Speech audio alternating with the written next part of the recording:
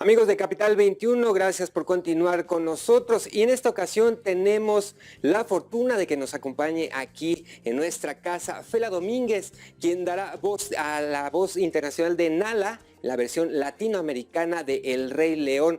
Bienvenida aquí a tu casa. Muchísimas gracias, un placer. Platícanos un poquito de tu trayectoria. Tú ya habías estado en El Rey León hace 5 años, pero el musical. Exactamente, tuve la oportunidad de estar en este gran musical aquí en México y bueno, ahora que viene la película fue un como reencuentro porque yo tenía 5 años de prácticamente estar haciendo otras cosas, pero y ahora, justo ahora estoy haciendo Rey León en Madrid. Estoy haciendo el musical allá en Madrid, de hecho estrena la 9ª temporada el próximo miércoles, yo viajo a Madrid el sábado. Entonces, pues el Rey León es como un ciclo que no me deja, de verdad. Yo pensé que Nala había terminado su ciclo en mi vida hace 5 años, pero veo que Nala no me deja ir todavía. Fela, bien dices que en Nala no te suelta, ¿no? Fueron hace 5 años, ahorita lo estás haciendo otra vez en España.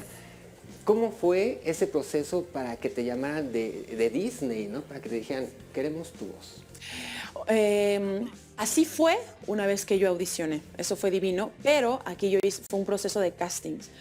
Aunque yo ya había estado en el musical, en realidad Disney no llamó a los actores del musical. Obviamente el medio de doblaje en México es pequeño, todo el mundo se conoce, yo conozco a la directora que dirigió la parte vocal, entonces tuve la oportunidad de hablarle y decirle, ¿cuándo son las audiciones? Y me dice, Fela, todavía no son, nosotros te vamos a llamar ya, prácticamente déjanos en paz. Claro, déjanos en paz, porque todas queríamos ese papel, es un papel, sabíamos hace 4 años que se anunció el elenco, que iba a ser Beyoncé, la que iba a ser Nala, todas las cantantes queríamos ese papel. Entonces se juntó que yo me iba a Madrid en esas fechas de la audición, un caos, pero bueno, todo se acomoda como debe de ser, cuando es para ti.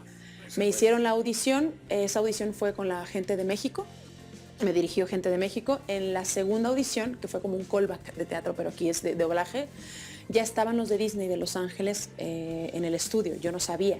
Entonces cuando yo llego y veo a mucha gente en el estudio, yo dije, bueno, ¿eso es bueno o malo? Y me imagino que era bueno, querían escuchar mi audición. La audición fue prácticamente escuchando la referencia de Beyoncé. Ella hacía la parte cantada y hablada, yo tenía que recrearlo con la imagen y la animación, pero con el texto en español. Obviamente tenía un gran director, fue Ricardo Tejedo el que me dirigió la parte hablada y la parte cantada fue Gaby Cárdenas, entonces fue una belleza poder prestarle mi voz a un personaje de animación, un personaje que en realidad, como tú dices, tiene un significado en mi vida desde hace muchos años.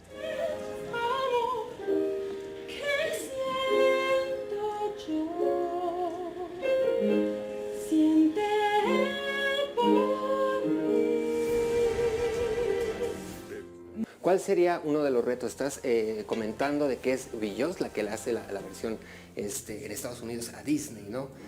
De este lado, una mexicana que preste su voz por primera vez a Nala, a un personaje wow del Rey León. ¿Cuál es el reto ante pues un paquetote y sobre todo que dices, pues Beyoncé lo hizo? Yo creo que ese es el más grande, ¿sabes? Cuando tienes de antecedente a una de las más grandes que tiene el medio del espectáculo hoy en día, como lo es Beyoncé a nivel todo.